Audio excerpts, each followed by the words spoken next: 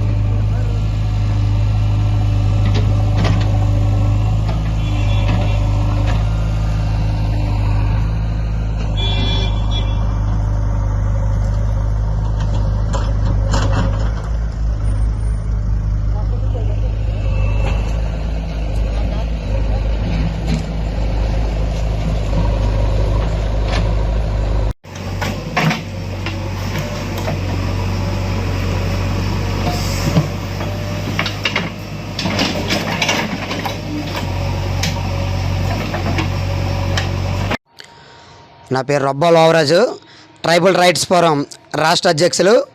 పార్వతీపురం మన్యం జిల్లా కురుపాము నుండి గుమ్మలక్ష్మీపురం నుండి పార్వతీపురంకి వెళ్ళే రహదారిలో రోడ్డుకి ఇరువైపులా విపరీతమైనటువంటి పిచ్చి మొక్కలు పెరిగిపోయి ప్రతి మల్లంపు దగ్గర కూడా చాలా ప్రమాదకరమైనటువంటి పరిస్థితి ఉంది. అలాగే రోడ్డు కూడా చాలా గుంతలు అయిపోయి ఉన్నటువంటి పరిస్థితి. వాహనదారులకి చాలా ఇబ్బందులుగా ఉన్నా సరే ఈ జిల్లాలో ఉన్నటువంటి ఆర్ఎంబీ అధికారులు కనీసం స్పందించకపోవడం చాలా దారుణము. వెళ్ళేటటువంటి ప్రయాణికులు వెళ్తే ఇక్కడి నుంచి పార్వతీపురం వెళ్తే మళ్ళీ ప్రాణాలతో వెనక్కి వస్తామా లేదా అనేటువంటి పరిస్థితి ఈరోజు ఉంది. ఎందుకంటే ప్రతి మల్లంపుల దగ్గర కానీ రోడ్డు మొత్తం విపరీతమైన గొంతులైపోయి రోడ్డుకి ఇరువైపులా తుప్పలు కూడా ఉండిపోయి.